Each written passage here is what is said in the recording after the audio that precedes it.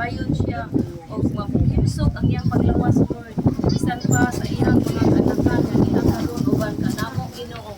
Ikaw o Diyos maghahatag kaniya og wisdom, more knowledge, wisdom sa iyang edad na 77 God. Panalangin siya mga uban sa iyang mga anak, sa iyang mga apo, bisan pa man sa iyang mga in-laws, Lord God, sa iyang mga friends and relatives, Lord, na mamahimo siyang blessing sa tanan ng mga kaliwa.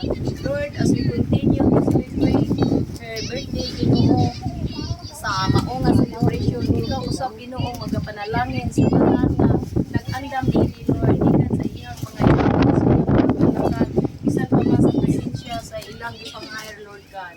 Panalangini sinang nili Ginoo, bisan pa sa ilahang farm dito sa Iloilo, Ginoo, nga iyang gitinuha, iyang desire Ginoo nga makabalik sila sa August, Ginoo, nga good health siya kanunay, Lord, uban sa imuhang blessing, uban sa imuhang protection, guidance Ginoo sa ilang kinabuhi. Lord God, amo kang isaligan, Lord, walay lain namo nga gitugyanan sa among kinabuhi, ikaw lamang o Dios.